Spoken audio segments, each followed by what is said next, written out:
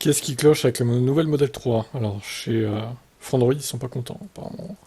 Ça va pas. Bon, je vous rappelle, la chaîne 100% Tesla avec pas mal d'actu tous les jours, entre 5 et 6 en général. Tesla Tib, lien dans la description.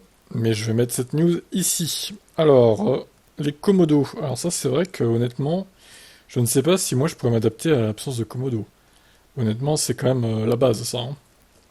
Le premier point négatif qui saute aux yeux sur la nouvelle Tesla Model 3 est assurément derrière le volant. Comme vous l'avez sans doute remarqué, les Komodo ont disparu. Ceci signifie deux choses. Pour le passage en marche arrière, en marche avant ou arrière, il faudra faire une action sur l'écran. Bon, ça encore, je m'en fous un peu parce que moi, c'est sur le Niro, c'est une molette. Mais c'est surtout pour les clignotants, je pense. C'est compliqué, quoi. Et d'autre part, pour enclencher les clignotants, il faudra toucher un bouton capacitif situé sur le volant. La première action, celle consistant à passer en marche avant ou arrière, n'est pas à faire fréquemment en voiture, mis à part lors des manœuvres en parking, où il faudra prendre l'habitude de glisser son doigt vers le haut ou vers le bas de l'écran. Ça ne devrait pas poser problème. Pour les clignotants, c'est une autre histoire. En effet, dans un pays comme le nôtre où les ronds-points sont relativement fréquents, il va falloir adopter de nouveaux réflexes pour pouvoir toucher au bon moment le bouton correspondant à un clignotant au moment de sortir du rond-point. Un point que nous avions longuement abordé sur les essais des nouvelles modèles S et X. Habituellement, l'endroit qu'il faut toucher pour pouvoir enclencher un clignotant ne bouge jamais.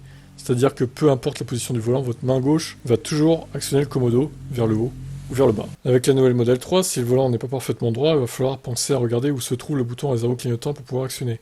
C'est un casse-tête supplémentaire pour les futurs propriétaires de Tesla Model 3. Bon, le tarif 1000€, bon, c'est pas une grosse hausse, honnêtement, ça va. Sachant qu'on sait très bien que Tesla fait le yo-yo avec ses prix, donc ça peut très bien descendre prochainement. Alors, le troisième point négatif concerne quant à lui ses dimensions. La garde au sol de l'ancienne Model 3 n'était déjà pas connue pour être très importante. Les personnes ayant possédé, ayant expérimenté certains parkings souterrains le savent bien. Il arrivait parfois de frotter en dessous du véhicule. Avec cette nouvelle Model 3, la garde au sol est encore réduite. Il faut attendre à ce que certains dodanes soient pris extrêmement lentement pour ne pas frotter. Il en va de même pour les ruptures de pente des parkings souterrains où il faudra croiser les doigts pour ne pas abîmer le dessous du châssis. Qui plus est, cette nouvelle Model 3 est plus longue de 3 cm, 4,72 m contre 4,69 m, ce qui implique qu'elle sera encore plus compliquée à garer que l'ancienne. Ouais, pour moi, les dimensions seraient rédhibitoires, hein. J'ai déjà expliqué que mon garage est trop petit pour les Tesla actuels.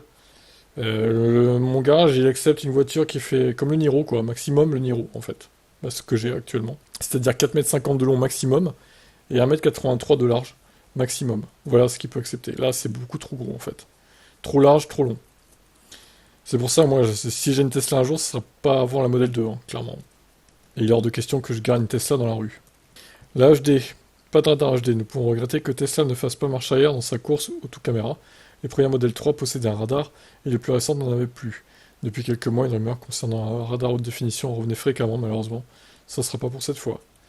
Ce qui implique, dans les faits, une vitesse maximale en autopilote limitée à 140 km/h contre 150 auparavant et une distance de suivi avec la voiture précédente plus élevée. Mais Tesla avait promis que les aides à la conduite seraient aussi plus performantes, sans radar, au bout de quelques temps. Avec la nouvelle Model 3, on a quand même le droit à une nouvelle caméra à l'avant, insérée dans le pare-choc avant, pour peut-être bénéficier d'une vue de 360 degrés, et d'une fonctionnalité de parc assist plus utile.